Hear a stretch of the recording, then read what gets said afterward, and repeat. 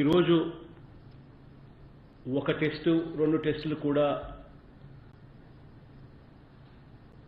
బహుశా చేయాలంటే కూడా ఈ 2 రోజులు పట్టే పరిస్థితి నుంచి ఈ నెల రోజుల్లో ఒక్క రోజులోనే 6517 టెస్టుల స్థాయికి దేవుడి దయతో చేరుకోగలిగాం. ఈరోజు టెస్టుల పరిస్థితి చూస్తే దేశంలోనే అత్యధిక టెస్టులు చేస్తా ఉన్న రాష్ట్రం ఏదైనా ఉంది అని అంటే అది ఆంధ్ర రాష్ట్రం అన్న పరిస్థితిలోకి వచ్చాం. టెస్ట్ పర్ మిలియన్ అంటే 10 లక్షల జనాభాకు ఎన్ని టెస్టులు చేస్తున్నారు అని చెప్పి చూస్తే దేశం మొత్తం యావరేజ్ 451 అయితే దేశం ఉంటే ప్రప్రథమంగా highest number of test per million చేస్తా ఉన్న రాష్ట్రం మనది. ఇప్పటికే దాదాపుగా 74,551 టెస్టులు చేయగలిగాము.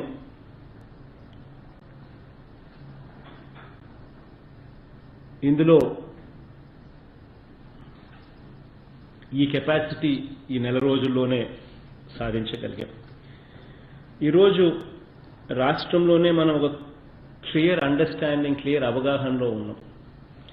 ఎక్కడ రెడ్ జోన్స్ ఉన్నాయి, ఎక్కడ కేసులు అత్యధికంగా నమోదవుతా ఉన్నాయి, ఎక్కడ ఆరెంజ్ జోన్స్ ఉన్నాయి, ఎక్కడ గ్రీన్ జోన్స్ ఉన్నాయి అనే దాని మీద. అంటే రెడ్ జోన్స్ అంటే 4 కేసులు పైచిలుకు ఎక్కడైనా పాజిటివ్ కేసులు నమోదైతే వాటిని రెడ్ జోన్స్ కింద డిక్లేర్ చేస్తా ఉన్నాం. ఎక్కడైతే 1 నుంచి 4 మధ్యలోనే ఉంటాయో వాటిని ఆరెంజ్ జోన్స్ కింద డిక్లేర్ చేస్తా ఉన్నాం. ఎక్కడైతే ఏ కేసు నమోదు కాలేదో వాటిని గ్రీన్ జోన్స్ కింద నమోదు చేసుకుంటా ఉన్నాం. ఈ లెక్కన చూసుకుంటే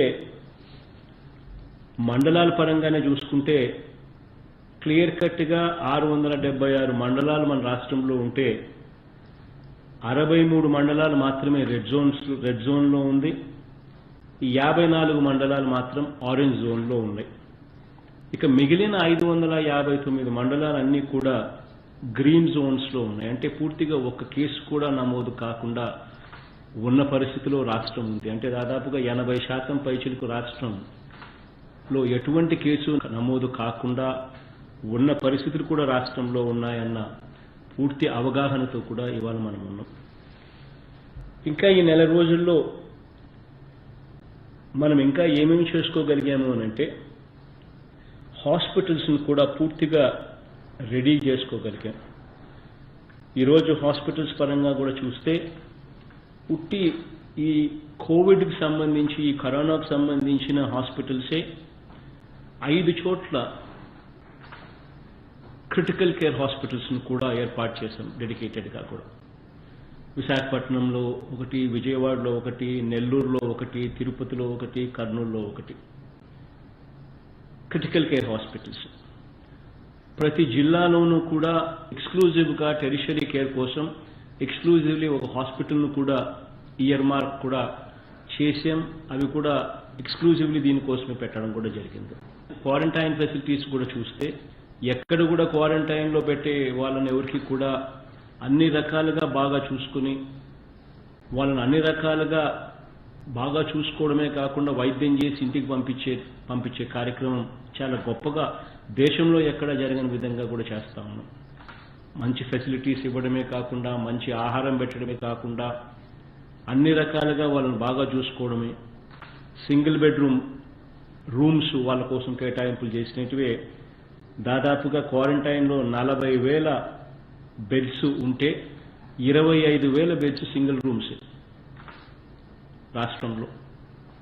డబుల్ రూమ్స్ ఇంకొక 15,000 బెడ్స్ డబుల్ రూమ్స్లో ఉన్నాయి. అంటే 40,000 బెడ్స్ కేవలం సింగిల్ రూమ్ అండ్ డబుల్ రూమ్స్లోనే ఏర్పాటు చేసి అన్ని రకాలుగా కూడా వాళ్ళని కూడా బాగా చూసుకునే దిశగా అడుగులు కూడా ఈ నెల రోజుల లోపల వేయగలిగాం. ఈ నెల రోజుల్లో ఇవే కాక ప్రతి చోట ఈ పర్సనల్ ప్రొటెక్షన్ ఎక్విప్మెంట్ పీపీఈస్ కానీ, N95 మాస్కులు కానీ ఇంతకుముందు ఏ హాస్పిటల్లో కూడా ఎక్కడ దొరికేటివి కూడా కాదు. ఏదైనా ప్రొటెక్షన్ మాస్క్ కానీ, ప్రొటెక్షన్ ఎక్విప్మెంట్ కానీ, ప్రొటెక్షన్ గార్డ్ కానీ ఎక్కడా ఉండే పరిస్థితి కూడా లేవు. ఈరోజు సమృద్ధిగా ప్రతి హాస్పిటల్లోనూ ఉన్నాయి అని చెప్పడానికి కూడా ఈరోజు గర్వపడతా ఉన్నాం. ఈ నెల రోజుల్లో ఏరియా హాస్పిటల్ కానీ, డిస్ట్రిక్ట్ హాస్పిటల్ కానీ, టీచింగ్ హాస్పిటల్స్ కానీ ఈ ప్రతి చోట కూడా ఐసోలేషన్ వార్డ్స్ను కూడా ఎక్కడైనా ఎవరైనా అనుమానితంగా వల్నరబుల్ కేసు ఏదైనా వచ్చి కొంచెం అనుమానంగా ఉన్న పరిస్థితిలో ఉన్నా కూడా వాళ్ళని వెనక్కి పంపించకుండా వాళ్ళకు కూడా వైద్యం అందిస్తూ అట్ ది సేమ్ టైం మిగిలిన పేషెంట్లకు ఎటువంటి ఇబ్బంది కూడా జరగకోకుండా ఉండే కార్యక్రమంలో భాగంగా ఈ area hospitals, district hospitals, teaching హాస్పిటల్స్లో ప్రత్యేకంగా వీళ్ళ కోసం ఒక సపరేట్ ఐసోలేషన్ వార్డు కూడా ఒకటి క్రియేట్ చేశాం. సో దట్ అక్కడ వచ్చిన వెంటనే ఎవరైనా కూడా కాస్త అనుమానం ఉన్నా కూడా అక్కడ వాళ్ళని టెస్టింగ్లు చేయొచ్చు. టెస్టింగ్లు చేసి టెస్టింగ్లలో రిజల్ట్స్ కన్నా వీళ్ళకు కరోనా ఉందని పాజిటివ్గా తేలితే వాళ్ళను ఎక్స్క్లూజివ్ కరోనా హాస్పిటల్స్, కోవిడ్ హాస్పిటల్స్కు పంపించేదానికి అన్ని రకాలుగా సన్నాహాలు కూడా చేశాం ఈ నెల రోజుల్లో. ఈ నెల రోజుల్లోనే పూర్తిగా డాక్టర్ల రిక్రూట్మెంటు, నర్సుల రిక్రూట్మెంటు, టెక్నీషియన్స్ రిక్రూట్మెంటు ఇప్పటికే ఈ కరోనాకు సంబంధించిన ఎక్స్క్లూజివ్ హాస్పిటల్స్ కానీ, ఈ క్రిటికల్ కేర్ హాస్పిటల్స్ కానీ, టెరిషరీ కేర్ హాస్పిటల్స్ కానీ వీటివన్నిటి చోట కూడా డీల్ చేయడం కోసం అని చెప్పి వీటి కోసం ఎక్స్క్లూజివ్గా డాక్టర్స్ రిక్రూట్మెంట్, నర్సుల రిక్రూట్మెంట్, టెక్నీషియన్స్ రిక్రూట్మెంట్ కూడా ఆల్రెడీ పూర్తిగా అయిపోయి చేసేసాం. ఇక మిగిలిన హాస్పిటళ్లలో కూడా మిగిలిన హాస్పిటల్స్లో కూడా ఈ మే 15వ తేదీ నాటికల్లా పూర్తిగా డాక్టర్ల రిక్రూట్మెంట్, నర్సుల రిక్రూట్మెంట్ అంటే మిగిలిన రోగాలకు కూడా ఎటువంటి ప్రతి చోట అవసరం ఎంతమంది ఉన్నారో ప్రతి చోట కూడా పూర్తిగా రిక్రూట్ చేసే కార్యక్రమం కూడా మే 15వ తేదీకి నోటిఫికేషన్ కూడా ఇచ్చే కార్యక్రమం కూడా అడుగులు ముందుకు వేస్తా ఉన్నాం. ఈ నెల రోజుల్లోనే ఎక్స్క్లూజివ్ 104 అన్న నెంబర్కు ఏ ఒక్కరు ఫోన్ చేసినా కూడా ఈ కరోనాకు సంబంధించిన వెంటనే ఈ సిమ్టమ్స్ ఉన్నాయి అని చెప్పి ఎవరైనా ఫోన్ చేస్తే వాటిని ఏ రకంగా డైరెక్ట్గా అక్కడికి మనిషి వచ్చి డైరెక్ట్గా 104 సిబ్బంది వచ్చి తీసుకొని పోయి టెస్టులు చేసి తీసుకొని పోయే పరిస్థితులు కూడా క్రియేట్ చేశాం. ఎక్స్క్లూజివ్గా 14410 అని చెప్పి టెలిమెడిసిన్ కాల్ సెంటర్ను కూడా ఎక్స్క్లూజివ్గా ఈ నెలలోనే అది కూడా తీసుకొని రాగలిగాం. ఈ 14410 ఈ టెలిమెడిసిన్ కాల్ సెంటర్ ద్వారా కరోనా కేసులే కాకుండా నాన్ కరోనా కేసులు కూడా ఏదైనా ఉన్నా కూడా వైద్యం కోసం ఏ ఒక్కరు ఫోన్ చేసినా కూడా వాళ్ళకు ప్రిస్క్రిప్షన్ చెప్పడమే కాకుండా ఏకంగా మందులు కూడా డోర్ డెలివరీ చేసే పరిస్థితిలోకి వ్యవస్థను కూడా ఈ నెల రోజుల లోపలనే తీసుకొని పోగలిగాం. ఇవన్నీ కూడా ఈ నెల రోజుల లోపలనే చేయగలిగాం. గ్రామ స్థాయిలో వాలంటీర్లు, గ్రామ స్థాయిలో ఆశా వర్కర్లు, ఏ స్థాయిలో వ్యవస్థ తయారైంది అని అంటే ఇప్పటికే రాష్ట్రంలో 3 సార్లు సర్వే చేయడం జరిగింది. రాష్ట్రంలో ప్రతి ఇంటిని కూడా జల్లడబట్టి కూడా సర్వే చేయడం జరిగింది. గ్రామ వాలంటీర్లకు, ఆశా వర్కర్లకు ఈ విషయంలో మాత్రం వాళ్ళకు హ్యాట్స్ ఆఫ్ చెప్పాల్సిందే. సిమ్టమాటిక్ ఏమన్నా కేసులు ఏదైనా ఉంటే లేదా వల్నరబుల్ కేసులు ఏదైనా ఉంటే ఆ వల్నరబుల్ కేసులకు రక్షణ కల్పించే విషయంగా వాళ్లకు ఐడెంటిఫై చేయడము, ఆ తర్వాత వాళ్లకు టెస్టులు చేసే కార్యక్రమాలు చేయడము, వాళ్ళను అన్ని రకాలుగా గమనించుకుంటూ ఉండడము అన్నీ కూడా గొప్పగా వాళ్ళు చేస్తూ ఉన్నారు. సో ఈ వ్యవస్థ అంతా కూడా ఈ నెల రోజుల లోపల చాలా గొప్పగా కూడా చేయగలిగాం. ఒకవైపున వ్యవస్థను గొప్పగా దీన్ని దిద్దుకుంటూనే మరోవైపున ఈ కరోనా ఎఫెక్ట్ వల్ల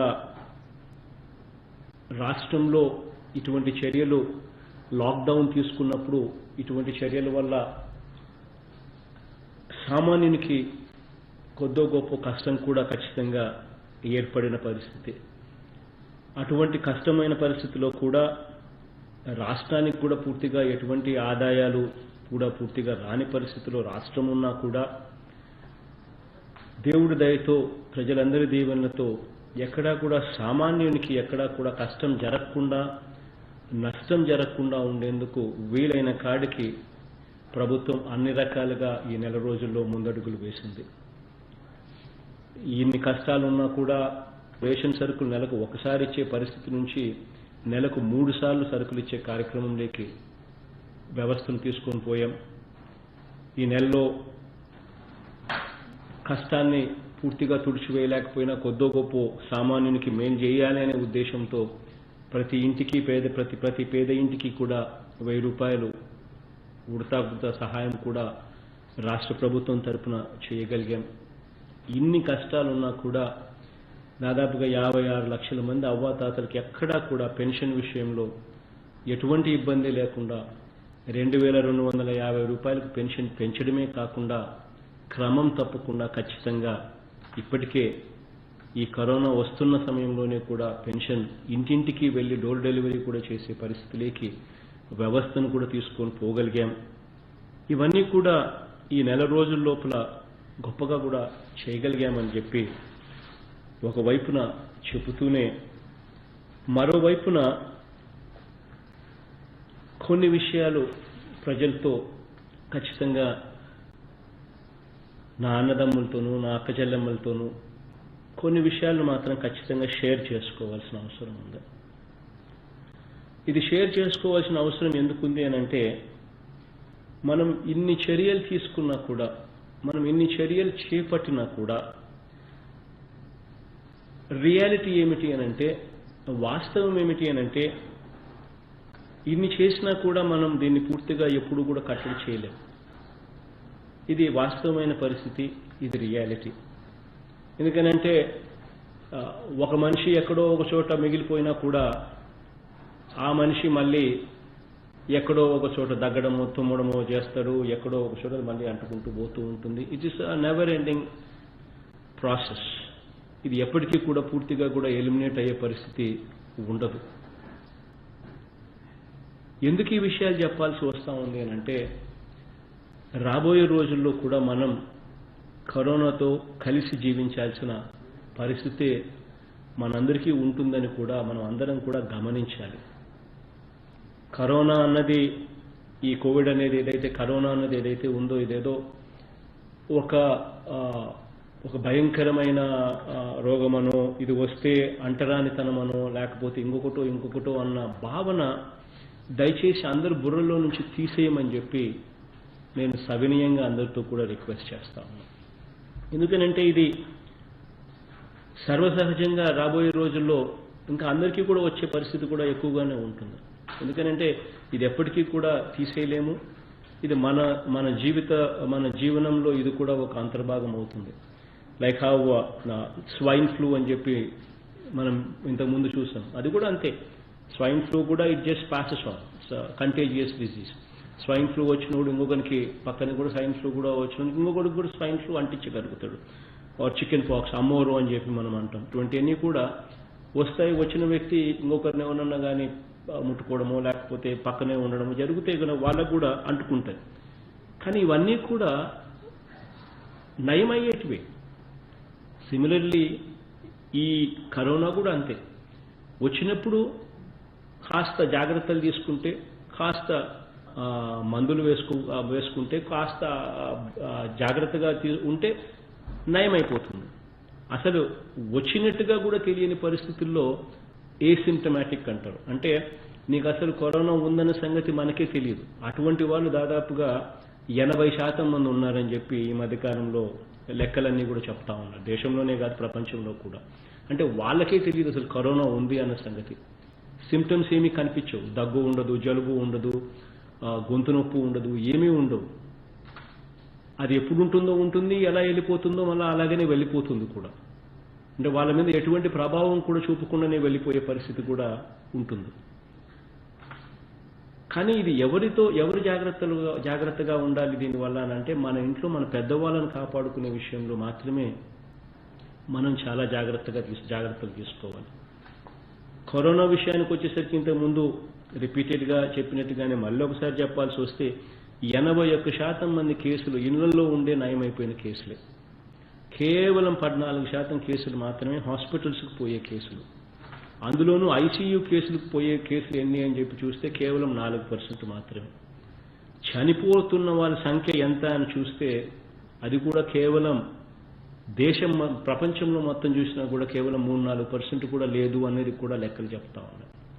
ఇదేదో వస్తే చెప్పుకుంటే నాకు కరోనా వచ్చిందని చెప్పుకుంటే నాకేదో నేను సొసైటీలో నేనేదో అంటరాని వాడిని అవుతానేమో అని చెప్పే భావన దయచేసి ప్రతి ఒక్కరూ కూడా తీసేయమని చెప్పి రిక్వెస్ట్ చేస్తాను. ఎందుకంటే ఇది ఎవరికైనా రావచ్చు.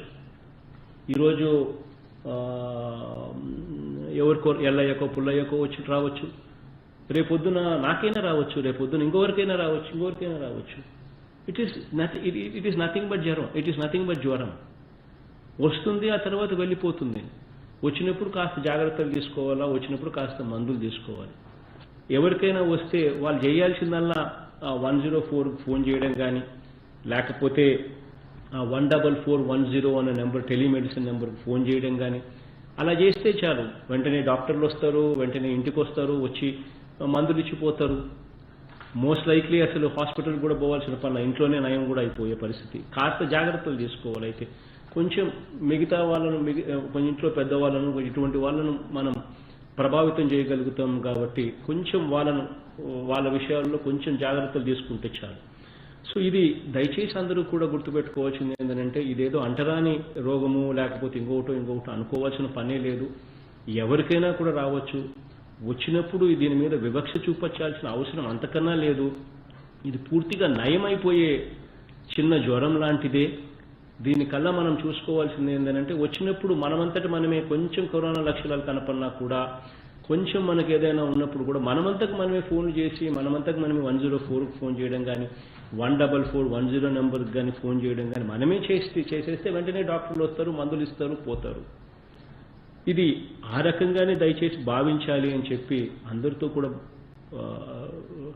వినయపూర్వకంగా రిక్వెస్ట్ చేస్తా ఉన్నాను. చనిపోయిన కేసులు కూడా గమనించినట్లయితే కోమార్బిడిటీ అంటే షుగరు, బీపీ, ఇటువంటి ఆస్తమా ఇటువంటి ఉన్న వాళ్ళు వయసులో ఎక్కువగా ఉన్న వాళ్ళ మీదనే ఇది కాస్తో కూస్తో ఎక్కువ ప్రభావితం చూపిస్తారు తప్ప మిగిలిన వాళ్ళ మీద అసలు ప్రభావితం ఎక్కడా కూడా చూపించడం లేదు అనేది కూడా క్లియర్ కట్గా కనిపిస్తా ఉన్న విషయాలు. కాబట్టి దయచేసి ఎవరు కూడా ఇదేదో వస్తే ఇదేదో అంటరానిదన్నట్టుగా దయచేసి ఎవరు కూడా అనుకోవాకండి. ఏదైనా కూడా చెప్పండి. మీరంతకు మీరు చెప్తే ఇది వెంటనే డాక్టర్లు వస్తారు, నయం చేసిపోతారు. మిగతా వాళ్ళకు కూడా ఇది సోకకుండా ఉంటుంది. ఇది పోవాలి అని అంటే మనమంతటి మనం కట్టడి చేసుకునే దాని మందే ఉంటుంది. మనమంతకు మనమే మంచి ఆహార అలవాట్లు, మనమంతటి మనమే మంచి లైఫ్ స్టైల్ అలవాట్లు, ఇవన్నీ మనం చేసుకునే కార్యక్రమంలో ఉంటుంది. రోగ నిరోధక శక్తి అనేది మనం పెంచుకోగలిగితే దీనికి సొల్యూషన్ అదంతటదే సొల్యూషన్ వస్తుంది. కాబట్టి దయచేసి మీ అందరితో కూడా కోరేది ఈ విషయాలే. ఇప్పుడు ఇంతకుముందే నేను చెప్పాను ఎన్ని టెస్టులు చేశాము అని అంటే ఇప్పటికే 74,551 టెస్టులు చేశాము. దేశంలోనే 1396 టెస్టులు పర్ 10 లక్షలకు, అంటే 10 లక్షల జనాభాకు 1396 టెస్టులతో దేశంలోనే నెంబర్ 1 స్థానంలో అత్యధిక టెస్టులు చేసిన రాష్ట్రంగా ఇక్కడ మనం నమోదు కూడా అయ్యాం. ఈ టెస్టుల్లో కూడా పాజిటివిటీ రేటు, అంటే టెస్టులు చేస్తే నెంబర్ ఆఫ్ పాజిటివిటీ కేసులు ఎంత అని చూస్తే కేవలం 1.61% మాత్రమే టెస్టులు చేసినప్పుడు పాజిటివిటీ కేసు వచ్చినాయి. ఈ టెస్టులన్నీ కూడా దాదాపుగా 70% టెస్టులన్నీ కూడా హాట్ జోన్స్లో చేసినవేటివే. అంటే 70% టెస్టులన్నీ కూడా ఈ రెడ్ జోన్స్, ఈ ఆరెంజ్ జోన్స్లోనే 70% టెస్టులు చేసిన కేసులు. అంటే ఇంత తీవ్రమైన జోన్స్లోనే టెస్టులు చేస్తేనే కేవలం 1.61% మాత్రమే పాజిటివ్ కేసులు నమోదవుతా ఉన్నాయి. దేశం మొత్తం మీద చూసుకుంటే 4% పాజిటివిటీ రేట్ ఉంటే, అంటే టెస్టులు చేస్తే పాజిటివ్గా వచ్చిన సంఖ్య దేశం మొత్తం 4% ఉంటే మన రాష్ట్రంలో అది కేవలం 1.61% మాత్రమే ఉంది అన్నది కూడా అందరం కూడా గర్వపడాల్సిన, అంటే కొద్దో గొప్ప దేవుడు దయతో గర్వపడాల్సిన విషయం అని చెప్పి నేను చెప్తాను. ఎందుకంటే దేవుడు ఆ మేర కన్నా మన పట్ల కనికరం ఎక్కువ చూపుతున్నాడని.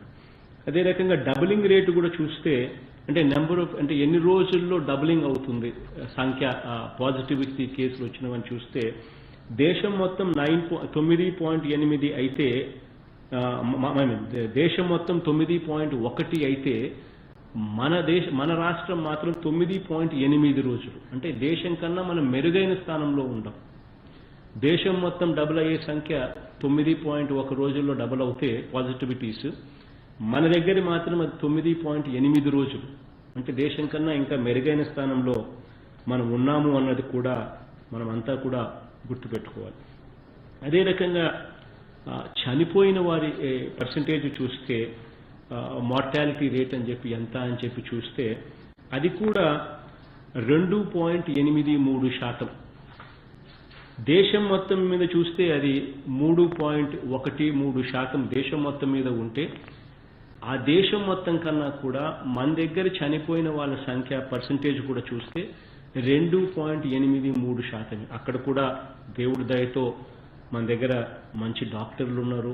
ఆ డాక్టర్లు కూడా బాగా పనిచేసి చేయడం, మన వ్యవస్థ కూడా ఇంకా పటిష్టంగా ఉండడం కూడా ఇది ఉపకరించింది అని చెప్పి కూడా ఖచ్చితంగా కూడా చెప్పగలుగుతాం.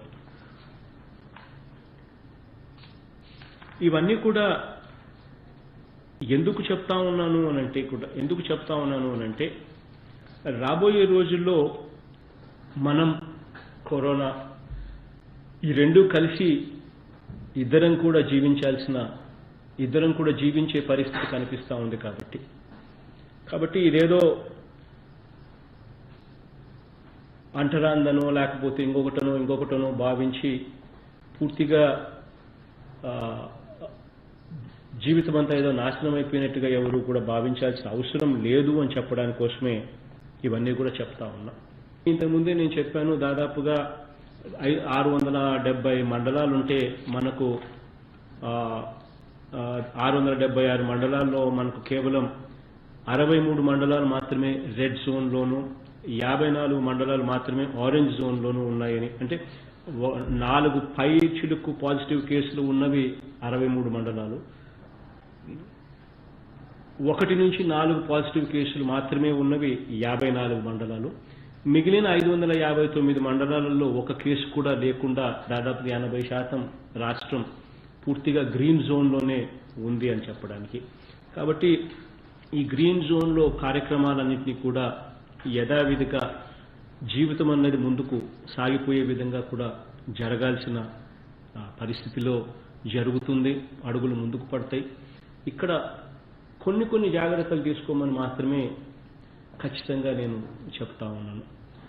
ఆ జాగ్రత్తలు ఏమిటి అని అంటే, దయచేసి గ్రీన్ జోన్స్ మనం ప్రొటెక్ట్ చేసుకోవాల్సిన అవసరం కూడా ఉంది.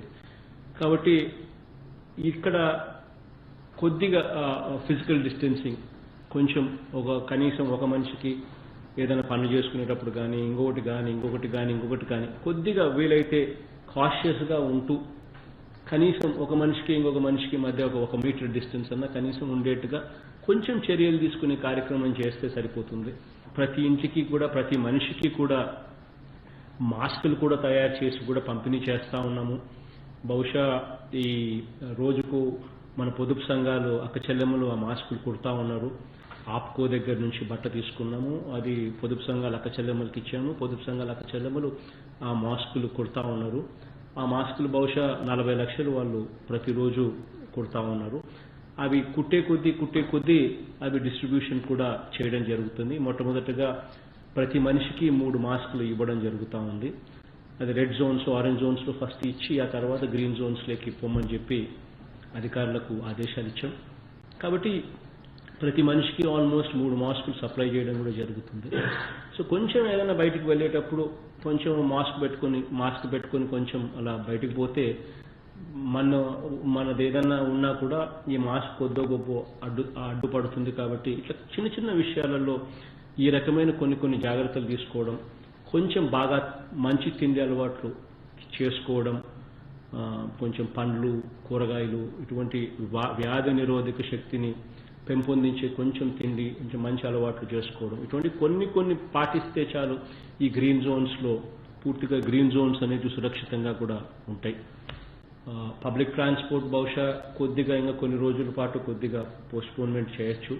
బట్ ప్రైవేట్ వెహికల్స్ ఈ గ్రీన్ జోన్స్లో కూడా తిరిగేదానికి కూడా కొంచెం వెసులుబాటు రాబోయే రోజుల్లో కూడా ఆలోచన చేస్తాము. ఈ గ్రీన్ జోన్స్లో పరిశ్రమలు ఇవన్నీ కూడా పనిచేస్తాయి. వ్యవసాయం అయితే ఇంకా నేను చెప్పాల్సిన పని లేదు, దాని మీద పూర్తిగా ధ్యాస కూడా పెట్టే పరిస్థితి కూడా ఉంటుంది. ఈ గ్రీన్ జోన్స్లో అన్ని రకాలుగా కూడా activity levels, economic activity levels అన్నీ కూడా మామూలుగానే సర్వసహజంగానే జరిగిపోయే కార్యక్రమాలు కూడా జరుగుతాయి. కొంచెం ఈ రెడ్ జోన్స్, కొంచెం ఈ ఆరెంజ్ జోన్స్లో కొన్ని జాగ్రత్తలు ఇంకా కొంచెం తీసుకోక తప్పదు. అవి కొంచెం తీసుకునే కార్యక్రమాలు కొంచెం తీసుకుంటూ రాబోయే రోజుల్లో అడుగులు ముందుకు వేస్తామని చెప్పి మీ అందరికీ కూడా తెలియజేస్తా ఉన్నాను. ఇక్కడ మరొకసారి ఈ ముగించే ముందు మీ అందరితో కూడా నేను రిక్వెస్ట్ చేసేది కూడా ఇంతకు ముందు చెప్పినట్టుగానే మరొకసారి కూడా మళ్ళీ చెప్పేది ఒకటి ఏమిటనంటే, దయచేసి ఇదేదో కరోనా వస్తే ఇదేదో అంటరాని రోగమనో, ఇదేదో కరోనా వస్తే ఇదేదో రాష్ట్రం ఇదేదో నాశనం అయిపోతామనో దయచేసి ఎవరు కూడా భావించద్దండి. ఎవరు కూడా కరోనా వచ్చిన వ్యక్తుల మీద అటువంటి వివక్ష కూడా చూపవద్దు అని చెప్పి కూడా నేను సవినీయంగా నేను కోరుకుంటా ఉన్నాను. కాబట్టి దీనికి అందరం కూడా ఇది మనసులో ఇది తెలుసుకోవాలి. తెలుసుకున్నప్పుడు మనం కరోనా వచ్చిన వ్యక్తి మీద వివక్ష చూపాం. ఎందుకంటే రేపు పొద్దున అదే వివక్ష మన మీద వేరే వాళ్ళు కూడా చూపే పరిస్థితి కూడా ఉంటుంది. కాబట్టి దయచేసి ఎవరు కూడా వివక్ష చూపవద్దు అని చెప్పి నేను కోరుతా ఉన్నాను. ఒకవేళ ఎవరికైనా కరోనా వస్తే దానికి అదేం నయం అయిపోతుంది. జ్వరం మాదిరి వచ్చింది పూర్తిగా కూడా మళ్ళీ కాస్త మందులు తీసుకుంటే పూర్తిగా నయం అయిపోయే పరిస్థితి వస్తుంది. ఇదంతా it becomes immunity. Immunity is the last అస్త్రం. లేదా వ్యాక్సిన్ అనేది ఎప్పుడో ఒకసారి తయారవుతుంది. ఓ సంవత్సరం తర్వాత ఆ వ్యాక్సిన్ అనేది ఎప్పుడు తయారవుతే అప్పుడు అందరికీ ఇంజెక్షన్ ఇస్తారు. అట్లన్నా పోవాలి. లేకపోతే ఇమ్యూనిటీ అనేది, హర్డ్ ఇమ్యూనిటీ అనేది పెరగాలి. అంటే వచ్చిన తర్వాత అది వెళ్ళిపోతుంది. వచ్చినప్పుడు కాస్త కూస్తో మందులు వేసుకుంటాము. మందులు వేసుకున్నప్పుడు కాస్త కూస్తో వెళ్ళిపోయిన తర్వాత అది మళ్ళీ వచ్చే పరిస్థితి ఏముంటుంది. వచ్చినప్పుడు కాస్త మన ఇంట్లో మాత్రం కొంచెం ముసలి వాళ్ళ మీద కొంచెం ఈ షుగరు, బీపీ, ఈ ఆస్తమా ఇటువంటి రోగాలున్న స్పెషల్లీ వయసులో పెద్దోళ్ళు ఎవరైతే ఉంటారో వాళ్ళ విషయంలో కొంచెం జాగ్రత్తలు తీసుకోవాలి.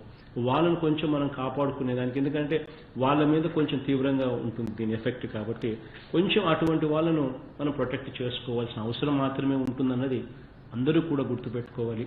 దానికోసమే 14410 టెలిఫోన్ నెంబరు, టెలిమెడిసిన్ నెంబరు ఉంది.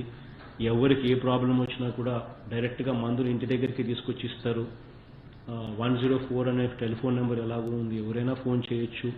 ఇక గ్రామ వాలంటీర్లు, మన గ్రామంలో పక్కనే ఉన్న మెడికల్ అసిస్టెంట్, ఆశా వర్కర్లు అందరూ కూడా అక్కడే ఉంటారు. కాబట్టి వీళ్ళందరూ కూడా ఎల్లవేళ్ళ మీకు సహాయం కూడా చేసేదానికి సిద్ధంగా ఉన్నారనేది కూడా అందరూ కూడా గుర్తుపెట్టుకోమని చెప్పి సవినీయంగా కూడా తెలియజేస్తా ఉన్నాను. అదే మాదిరిగానే రంజాన్ నెల మొదలైంది. అందరి ముస్లిం సోదరులకు కూడా రిక్వెస్ట్ చేస్తా ఉన్నాను, రంజాన్ మీరు ఇళ్లలోనే చేసుకుంటా ఉన్నారు అన్నది ఒక మంచి విషయంలోనే, ఆ మంచి విషయంతో పాటు మీ అందరితో కూడా రిక్వెస్ట్ ఏంటంటే గట్టిగా దేవుణ్ణి కూడా, అల్లాహ్ని కూడా రాష్ట్రానికి మంచి చేయమని చెప్పి కూడా ప్రార్థనలు కూడా చేయమని చెప్పి అడుగుతా ఉన్నా. ముస్లిం సోదరులే కాదు, క్రిస్టియన్ సోదరులను కూడా అడుగుతా ఉన్నాను. అదే రకంగా ప్రతి హిందూ సోదరుని కూడా అడుగుతా ఉన్నాను. దేవుడి దయ మనకు చాలా అవసరము, దేవుడి ఆశీస్సులు చాలా అవసరం. కాబట్టి అందరూ కూడా మీ ప్రేయర్స్లో ఖచ్చితంగా రాష్ట్రానికి సంబంధించిన అంశాలను కూడా, ఖచ్చితంగా కుటుంబ అవసరాలతో పాటు రాష్ట్రానికి సంబంధించిన అవసరాలను కూడా చేర్చమని, దేవుడి దయ కోరమని చెప్పి అందరినీ కూడా కోరుతా ఉన్నా. అదే రకంగా ఈ కరోనా అన్నదాన్ని మనం ఎఫెక్టివ్లీ ఈ స్థాయిలో కంట్రోల్ చేయగలిగాము అని అంటే నిజంగా రాదర్ అన్ని రకాలుగా మనం ముందుండి నడవగలిగాము అని అంటే దానికి సహకరించిన నిజంగా గ్రామ వాలంటీర్లకు, ఆశా వర్కర్లకు, ఏఎన్ఎంలకు, నర్సులకు, డాక్టర్లకు, కోవిడ్ హాస్పిటల్ స్టాఫ్లకు, ల్యాబ్స్లో పనిచేస్తూ ఉన్న ఆ స్టాఫ్కు, పోలీసులకు, మరీ ముఖ్యంగా శానిటేషన్ పనులు ఏదైతే గ్రామాలలో పారిశుద్ధ పనులు చేస్తూ ఉన్నా, గ్రామాలలో మున్సిపాలిటీస్లో పారిశుద్ధ పనులు చేస్తూ ఉన్నా ఆ అక్క చెల్లెమ్మలకు, రెవెన్యూ డిపార్ట్మెంట్, ఎందుకనంటే రెవెన్యూ డిపార్ట్మెంట్ కూడా ఈక్వలీ ఇంపార్టెంట్. ఎందుకనంటే ప్రతి అంశంలోనూ వాళ్ళు కూడా ఇన్వాల్వ్ అవుతారు. కాబట్టి మీరందరికీ కూడా మీరు చేస్తూ ఉన్న పని, మీరు చేస్తూ ఉన్న కృషికి మనస్ఫూర్తిగా హృదయపూర్వకంగా కృతజ్ఞతలు నేనే కాదు, రాష్ట్ర ప్రజలందరి తరఫున కూడా తెలియజేస్తున్నామని కూడా అందరికీ కూడా సవినీయంగా చెబుతూ రాబోయే రోజుల్లో అంతా మంచి జరిగి జీవన శ్రవంతిలోకి అందరం కూడా త్వరగా దిశగా అడుగులు వేయాలని చెప్పి కోరుకుంటూ సెలవు తీసుకుంటాను. నా పేరు Swathi Lakra. For more videos, subscribe to iDream. Hello, this is Renu Desai. Please subscribe to iDream. Do subscribe iDream Media. నేను మీ జయప్రకాష్ నారాయణని. మీరు చూస్తున్నారు iDream న్యూస్ని. Please subscribe to iDream. For more videos, subscribe iDream. మరిన్ని వీడియోల కోసం iDreamని సబ్స్క్రైబ్ చేయండి. మీరందరూ కూడా iDream ఛానల్ని సబ్స్క్రైబ్ చేయాలని కోరుకుంటున్నాను. I'm Sucharita, Home Minister of Andhra Pradesh. For more videos, subscribe iDreams.